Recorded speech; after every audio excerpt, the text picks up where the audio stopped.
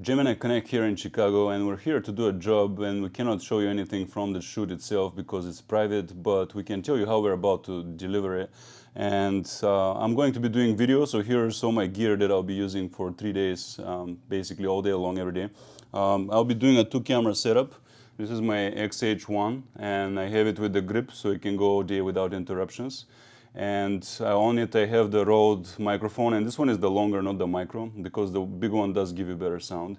Though the downside is it's powered by a battery, so you have to watch for that. And on this, I'll most likely, for a lot of it, I'll have this 140mm zoom lens at the far end of it. So this way I can be a bit farther from the subject.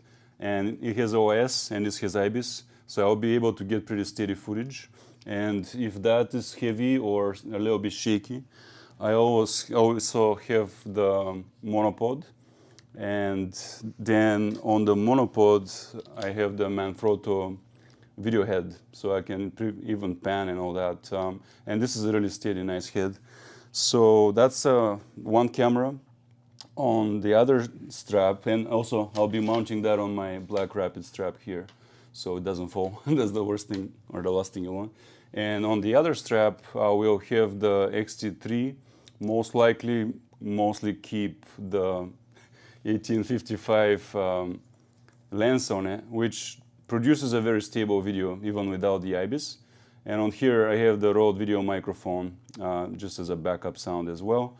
So this way I have 2 cameras, one for wide angle, one for zooms. If the light drops, the big lens here, this one is a 2.8, so I can deal with more dark environments as well. And in the same time, I'll be having 2 pocket cameras on me as well. Actually, before the pocket cameras. In addition, I also have a prime lens just because it has a 2.0, and if we go into really dark rooms, I'll be able to switch that, put it on the XH1, and that way I have IBIS stabilization anyway. And that should be taking care of it. And if I have to zoom really far, I also have the 2x extender for the zoom lens as well, so I can get far that way if I need to. I have a backup zoom if for some reason I need another zoom lens. This is the 55-200. And so that pretty much covers the lenses and the cameras. In the same time, I'll have 2 pocket cameras. This is the GoPro, and there's going to be an architecture walk, and we're going through some of the urban parks with the clients. So the GoPro gives you the ability to walk with your subject and also get a really wide angle for the architecture that we'll be checking out. So GoPro is actually going to fit into the professional photo shoot this way, and it gets crisp 4K, so there's no problem with that at all. And it's in daylight, so no problem there. And then I also have the Osmo Pocket, and the biggest reason for that is that yes, it can do gimbal shots where you can have smooth in and out type of shots if you really want them. But the number one reason is that you can just plant it in the corner on a tripod and make it do motion time lapse. So that way, if you have your setup during an event or something happening over time, you can have the Osmo pan across it and give you a nice representation of what's happening over time in that room. And I think the client would enjoy that because they're working hard on making this event look good. And there's some parties environments where people will be mingling, interacting, and all that kind of stuff, and playing games. So this should give you a nice representation condensed in a short time for the final deliverable of the video.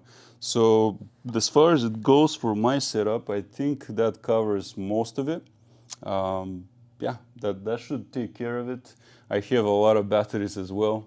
I'm rolling with about 7 Fujifilm batteries, probably 3 GoPro batteries.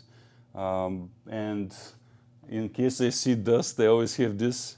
I also have something like 6-7 memory cards. 3 of them are 128 gigs and a few 64 gig cards. That should take care of almost everything. And one last thing, for the sake of the video, we're also going around with this Tascam 5 recorder, DR5. And this is because you want to preserve some of the ambient from the original sound. You don't want to overlay music You want real sounds to give you that impression. You know, your mind kicks back into memory mode if it hears the sound from the event. So we'll be doing that as well when we can. In addition, we have filters on us, especially when it comes to video. We go with this varied ND filters by Tiffen, so that we can keep the frame rate down to 60, so we don't get really blurry motion.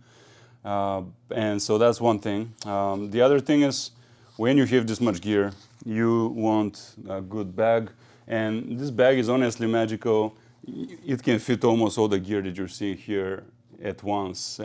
So with this small backpack that is just a one-strap backpack, I can carry all this gear except the monopod. And that should be really neat. If it's 2 cameras and 4 lenses in it, and even the accessories and the Osmo and all that stuff. So Think Tank Turnstile, the bigger one, can handle all this gear.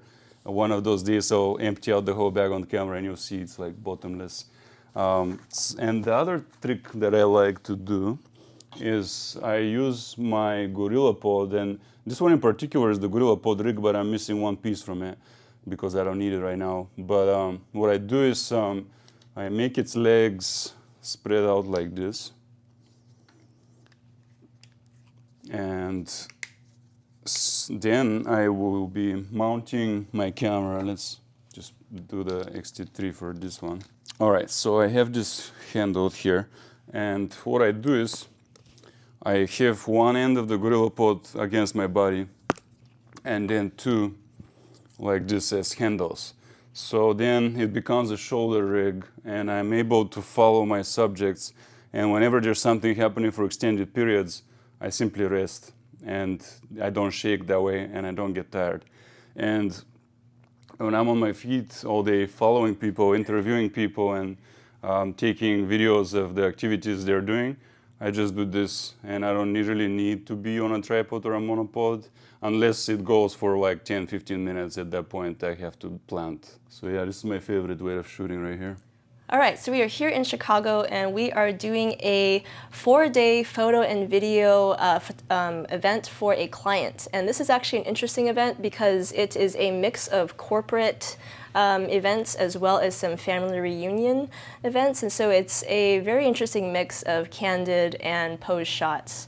And also I'm a little sick, so if I sound a little gross, it's because I'm still getting over that cold. But that's another thing about doing all of these photography video jobs is you got to keep yourself healthy, because even if you're sick, you've been committed, you've been partially paid, you got to show up and you got to work anyway. But anyway, before we get started, I do want to go over some of the camera gear that we're bringing.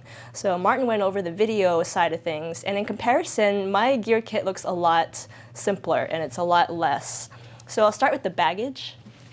So I tend to travel with this Think Tank roller bag, and it's a really great way just to get a lot of gear into your initial destination because it takes all that weight off of your shoulders.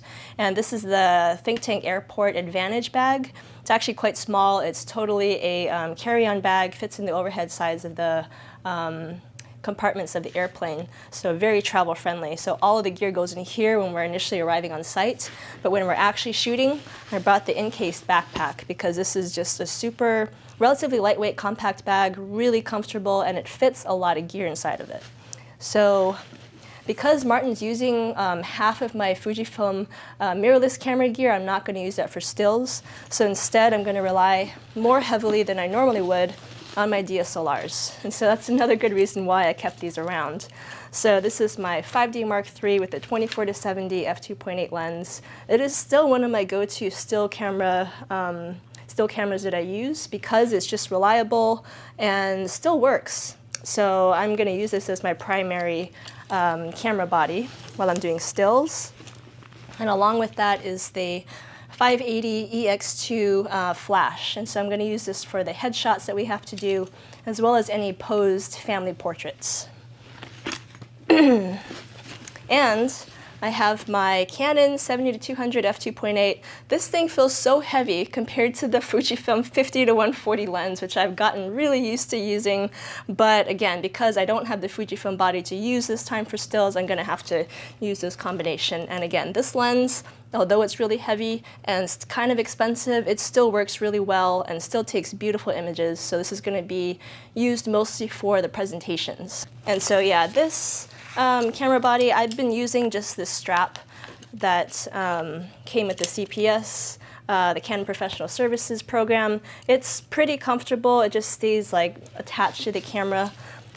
So I'm gonna use that setup, but also I have a black rapid strap, which I'm gonna use on, my Sony body, which I didn't realize is actually being used to film this video. So I have the Sony a7R III with the 24-70 f4 lens, and that is gonna be my second body, as well as just my candid camera, because I like the silent shutter version on the mirrorless camera, because it's really quiet. It's much easier to take candid photos of people so that they don't get distracted by the shutter. And so I use the 24-70 f4 as well as the 55 1.8. And so I actually have loved this lens so much more than I expected. I'd say it's like my #1 Sony lens that I use. And again, it's just really great for those candid moments and also portraits. So really great little lens that I'll be using, and also just some spare batteries.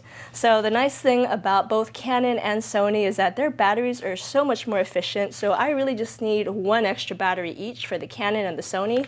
And this will last me well over a single day, maybe even into 2 days. So I don't need to roll with the 7 Fujifilm batteries that I would need to have otherwise. So this is something that both Sony and Canon are still doing really well. Their batteries last all day. Oh, and I do have my old Canon 6D body. This is gonna be just a backup body. You always want one just in case, because if I were here in Chicago and my primary camera body happened to break, there's not much I can do. I'm not gonna go out and buy a new camera or try to get it fixed. So if you have a spare body, try to keep that on you as well. And I also have a Canon to Sony adapter. I don't use this as much as I thought I was going to use it, but again, it was cheap enough that it's worth keeping around, again, just in case for backup. If for some reason my Sony body goes out, or my Canon bodies go out and I need to just rely on my Sonys for everything, I can use this and use all of my Canon EF lenses on my Sony camera. And it works pretty well. Even the autofocus is retained. So yeah, these little adapters have been working out pretty well. The Metabones 5, I think, is actually the best of all, even though it's a little bit more expensive. This is the Comlight version, and it's not, 100% in terms of functionality, but it works well enough to get you by in a pinch. And the last thing I have that's worth talking about is this tiny little monopod. I love this little thing so much because I was doing an event and someone actually flew in from DC. He was another event photographer.